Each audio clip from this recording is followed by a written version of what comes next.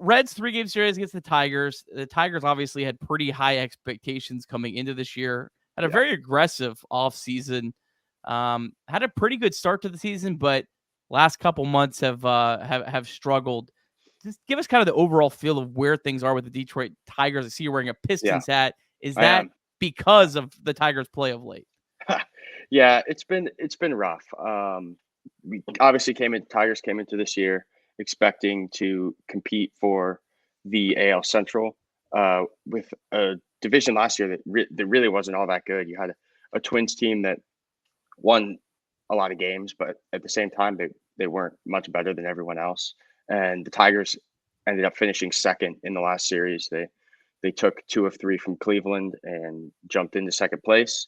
So it was kind of, fans at least were very excited for this year. They made some additions in the offseason with guys like Gio Urshela, Mark Canha, Jack Flaherty, who's been phenomenal, but then Kenta Maeda, who's been the complete opposite of phenomenal, for lack of a better word, or lack of a nice word. I'm not going to say it, but yeah, it's been rough. They started out well. They were the last undefeated team in baseball. They had a winning record at the end of April, and really ever since then, it's been rough. They haven't won back-to-back games in over a month. No, don't say that. Don't say that. I don't want to hear that stat. I don't want to hear that stat, Jimmy. Don't bring that stat out there. Yeah, it's a stat.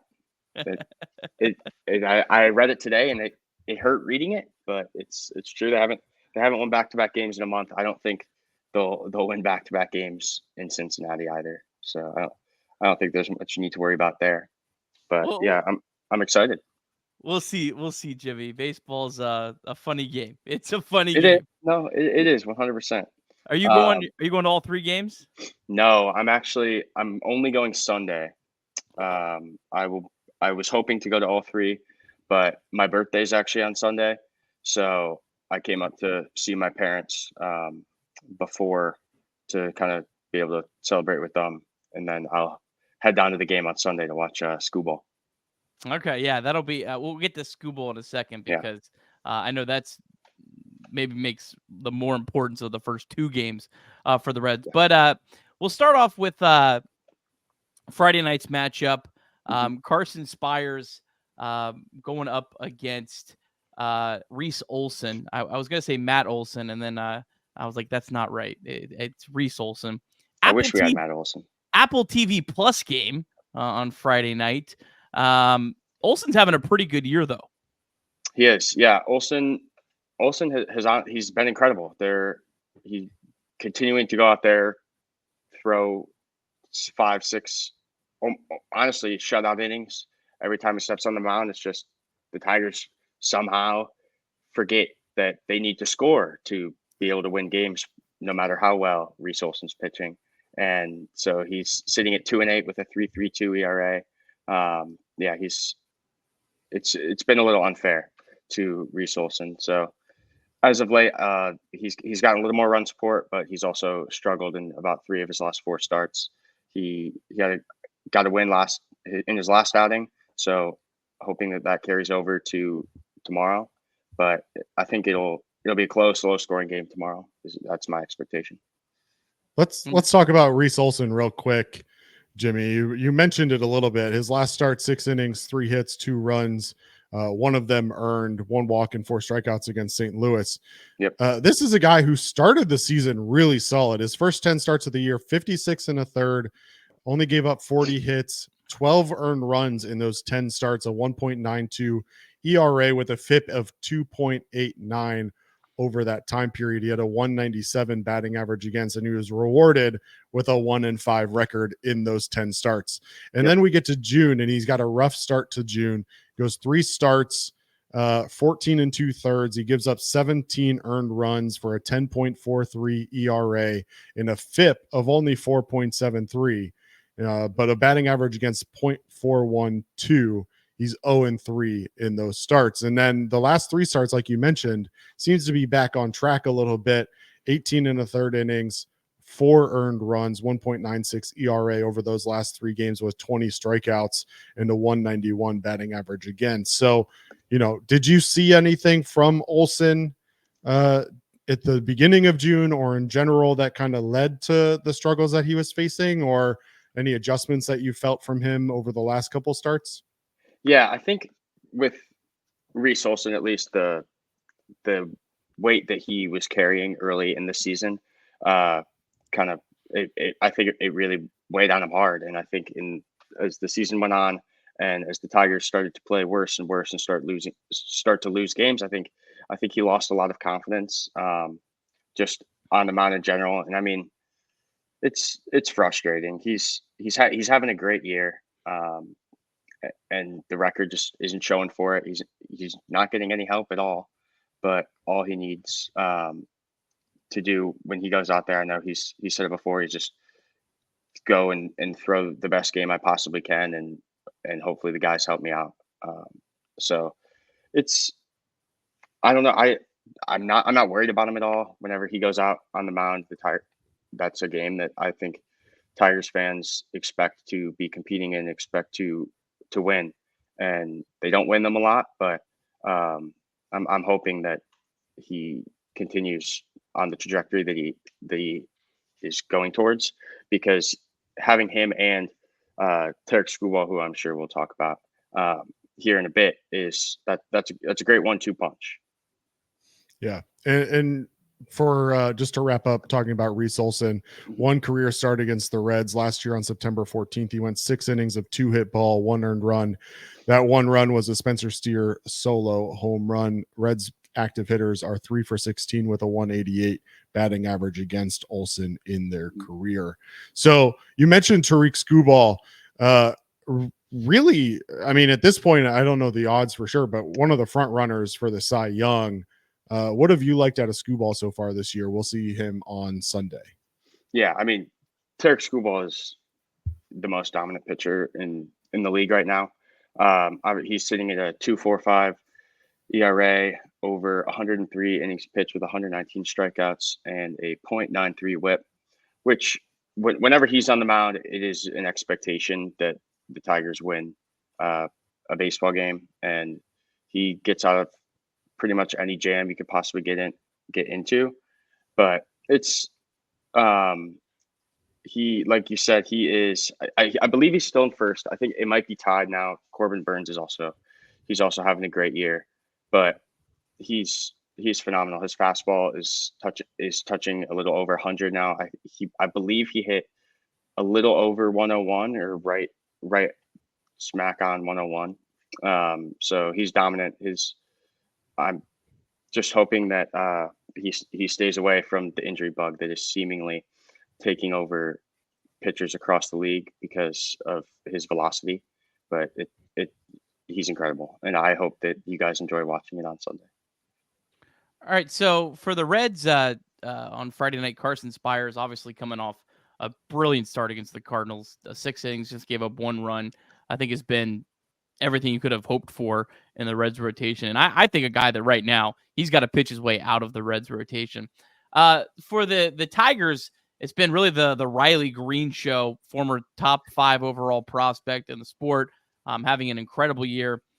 Kerry Carpenter is on the IL, probably their second best hitter. The Reds fortunate with that.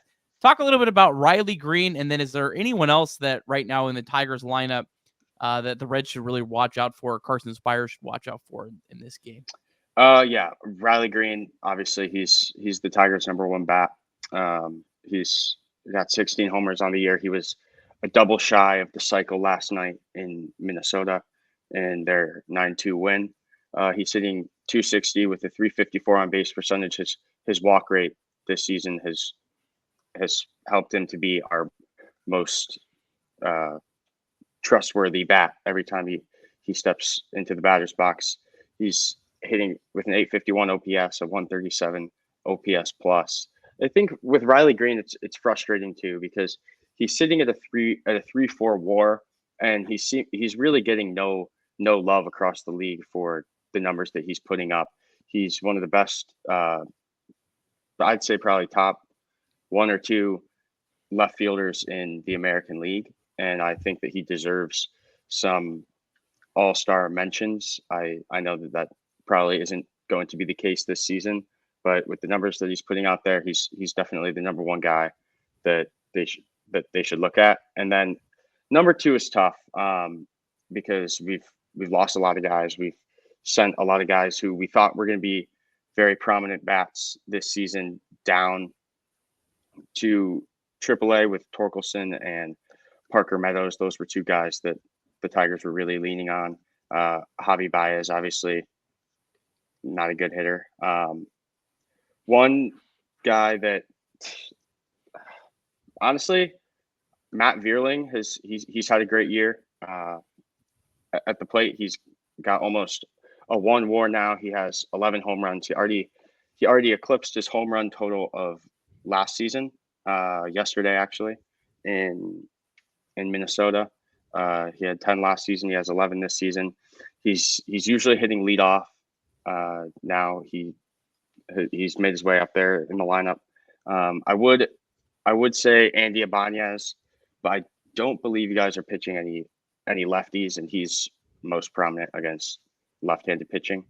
So he probably won't be a factor in this series, but I'd probably say Matt Vierling at the top of the order, usually having Vierling and Greene back-to-back 1-2. That's where the Tigers have that's really the only spot in the lineup where the Tigers have been able to create runs, because once you get to 6, 7, 8, and 9, you're looking at guys that are hitting 140, 180, 205, and it's just no runs coming from down there. Yeah, good stuff, Jimmy.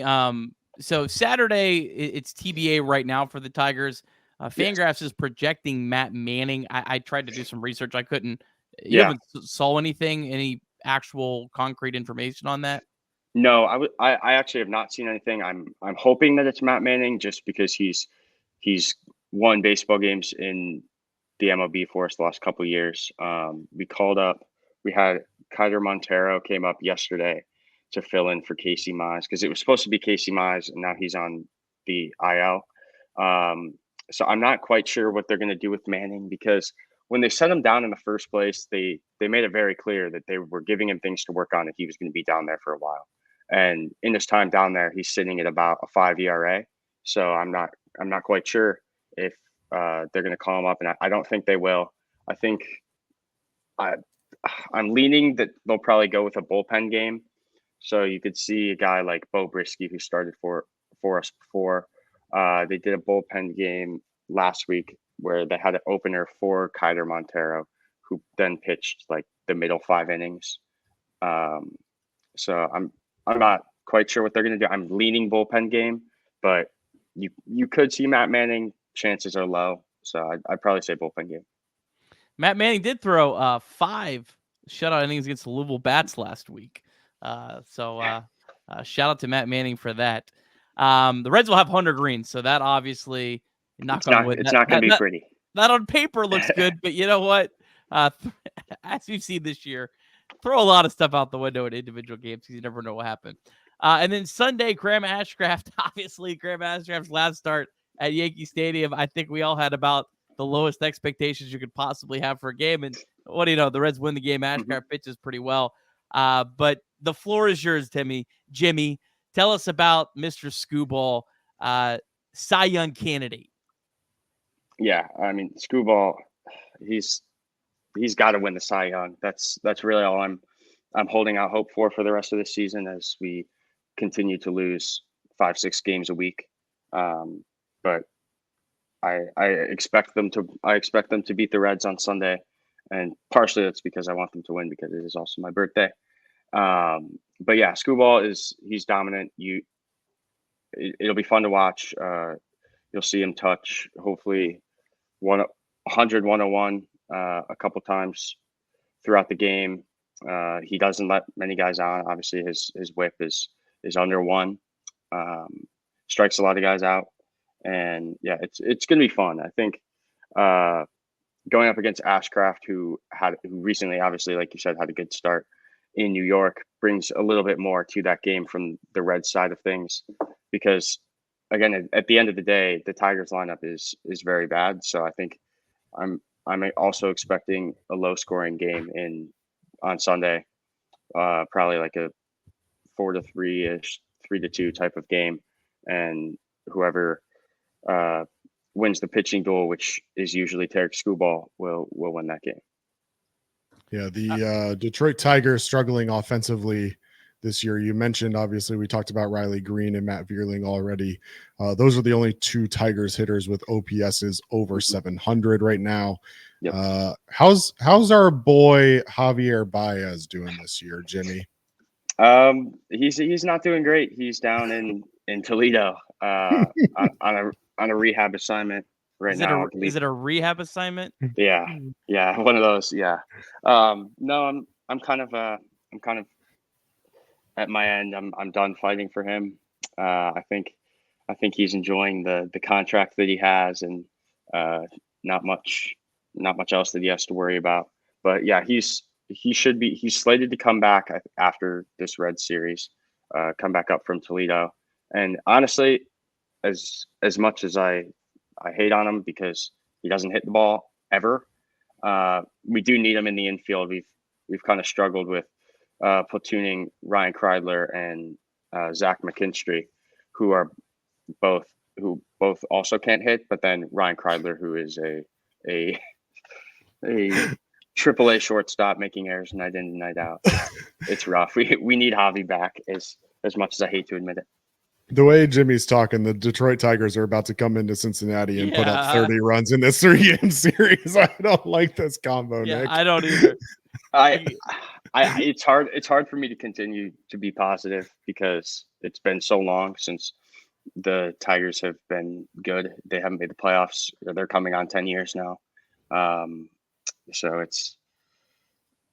things are bleak. It's not great, but I hope they win this series just so I can hold that over Elliott's head for the rest of the summer. But it would track very well if the Reds get swept by the Tigers this weekend, because off the bench is off today, off tomorrow. Reds sweep the Yankees, so you guys won't even talk about an incredible sweep of the Yankees. I know. Get to come. It feels like, I'm telling you, I'm tempted to look back through this year, because I swear that the Reds' record on the night before off the benches, so I guess it would be Sunday through Thursday, has to be way worse than Thursday or Friday, Saturday, Sunday, whatever, the other days.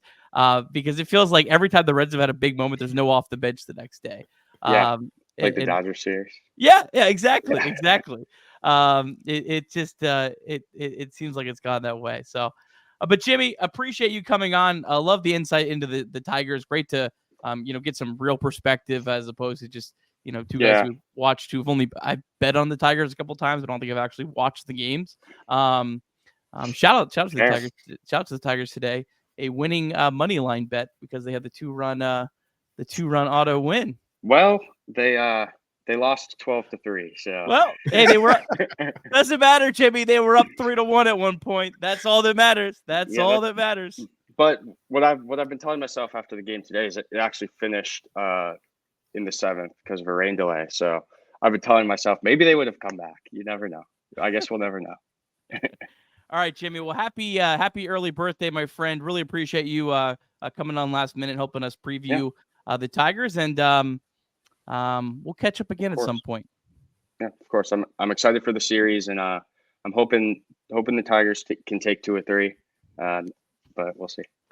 I'm hoping not, but I wish you the best, Jimmy. Yeah, we'll see. Go Tigers. I'll see you guys. Take care. Thanks for having me on.